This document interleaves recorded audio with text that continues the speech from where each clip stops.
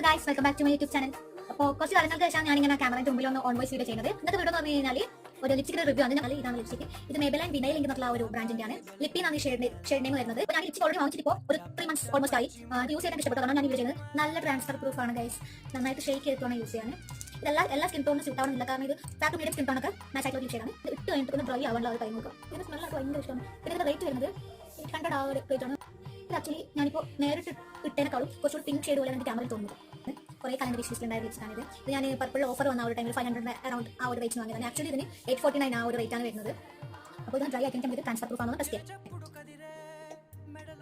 ഞാനിപ്പോൾ റീസെന്റ് ആയിട്ട് പോസ്റ്റ് ചെയ്ത ഒരു സ്റ്റേസിന്റെ ആ ഒരു ലിപ്സ്റ്റിക്കിന്റെ ആ ഒരു വീഡിയോ ഉണ്ട്. എനിക്ക് തോന്നിയത് ആ ഒരു ലിപ്സ്റ്റിക് വെച്ച് കമ്പാരിറ്റീവ്ലി ഈ ലിപ്സ്റ്റിക് അത്ര ട്രാൻസ്ഫർ പ്രൂഫ് അല്ല. ആ ലിപ്സ്റ്റിക് പറഞ്ഞാൽ ഇട്ട് കഴിഞ്ഞാൽ മയക്കാൻ വേണ്ടിയിട്ടുണ്ടല്ലോ, ഞാൻ കോക്കനട്ട് ഓയിലൊക്കെ യൂസ് ചെയ്തിട്ടാണ് അത് റിമൂവ് ചെയ്തിട്ടുണ്ടായത്. അത് വെച്ച് നോക്കുമ്പോൾ ഒരു പൊടിക്ക് ട്രാൻസ്ഫർ പ്രൂഫ് അല്ല. എനിക്ക് സത്യം പറഞ്ഞാലോ ഇങ്ങനെ ക്യാമറയുടെ മുമ്പിൽ ഓൺ വോയിസ് കൊടുക്കാൻ നല്ല മടിയാണ്. ഓക്കെ, ഇന്നത്തെ വീഡിയോയുടെ ഭയങ്കരമാണ്. Bye guys.